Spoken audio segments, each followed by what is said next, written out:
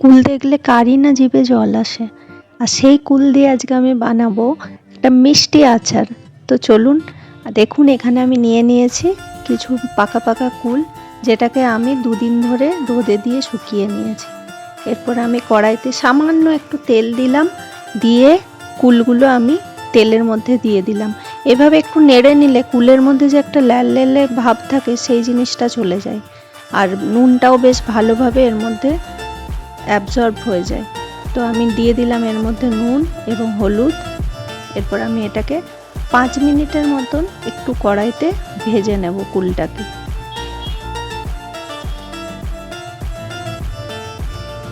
দেখুন আমি দিয়ে দিয়েছি, এটা সামান্য একটু ভেজে নেব। এরপর মোটামুটি আমার ভাজা হয়ে গেছে, 5 মিনিটের মতন আমি ভাজলাম এটাকে। এইভাবে ভেজে নিলে একটুখানি কুলটা অনেক দিন স্টোর করে রাখা যায়, চট করে নষ্ট হয়ে যায় না। দেখুন আমার কুলটা হয়ে গেছে, এবার আমি নামিয়ে নিচ্ছি, একটা কাচের পাত্রে ঢেলে রাখলাম। এরপরে আমি এটার জন্য ভাজা মশলা রেডি করব। তো ভাজা মশলার জন্য আমি নিলাম শুকনো লঙ্কা।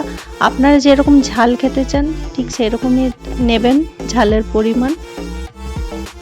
তো আমি এখানে নিয়ে নিয়েছি কিছু ঝাল শুকনো লঙ্কা।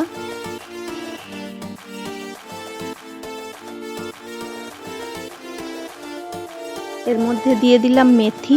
মেথিটা সবার প্রথমে দেব, কেননা মেথি ভাজতে একটু সময় লাগে, তো সেই জন্য মেথি দিয়ে দিলাম। তারপরে দিয়ে দিলাম ধনে, এরপরে দিলাম মৌরি আর জিরে দিয়ে দিলাম। এগুলোকে আমি ঠিক ততক্ষণ পর্যন্ত এরকম শুকনো খোলাতে নাড়বো যতক্ষণ পর্যন্ত এগুলো থেকে একটা মিষ্টি ভাজা গন্ধ না বেরোয়।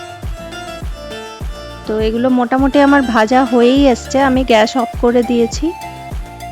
এরপর এগুলো গরম কড়াইতেই কিছুক্ষণ রেখে দেব, এগুলো নিজে থেকেই ভাজা হয়ে যাবে। এরপর দেখুন আমি নিয়েছি এখানে গুড়টাকে একটুখানি এভাবে আমি একটুখানি কুড়িয়ে নেব। আপনারা চাইলে ভেঙেও নিতে পারেন, কোনো ব্যাপার না। তো এটা অনেকটাই গুড় আছে, এখানে আমি এতটা গুড় দেব না, কেননা এর মধ্যে আমি অল্প একটু চিনিও দেব। দেখুন আমার মশলাটা হয়ে গেছে, এটাকে আমি একটু মিক্সিতে পিষিয়ে নেব।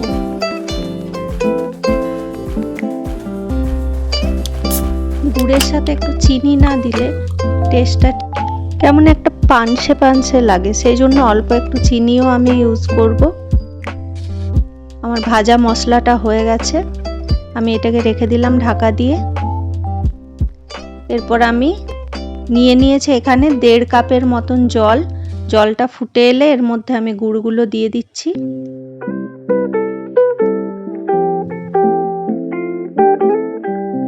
গুড়টা আমি দিয়ে দিয়েছি।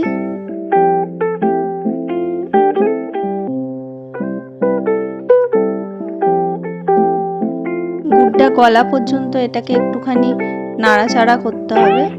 এখানে আমি 1/2 কাপের মতন চিনিও ইউজ করেছি, যেটা আমি এখানে দেখাতে ভুলে গেছি, এর জন্য সরি। তো এখানে 1/2 কাপ চিনি ইউজ করতে হবে। এর মধ্যে অল্প আমি কাশ্মীরি মির্চ দিয়ে দিচ্ছি। কাশ্মীরি মির্চে এর কালারটা খুব সুন্দর আসে, সেই জন্য 1/2 চামচের মতন কাশ্মীরি মির্চ দিয়ে দিলাম। ঝাল লঙ্কা গুঁড়ো দিলাম না এই কারণেই, কারণ আমি যেহেতু ভাজা মশলার মধ্যে লঙ্কা ইউজ করছি, সেই জন্য ঝালটা দিলাম না। এর মধ্যে এবার আমি কুলগুলো সব দিয়ে দিলাম গুড়ের মধ্যে। এটাকে আমি এবারে ফোটাবো।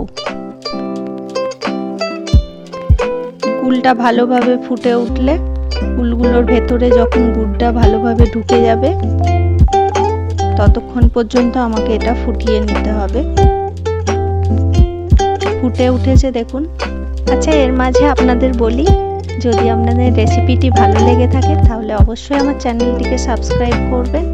তো কালারটা খুব সুন্দর এসেছে দেখুন, ফুটে গুড়টা কিছুটা গাঢ় হয়ে গেছে আর ফুলগুলো অনেকটা সেদ্ধ হয়ে গেছে।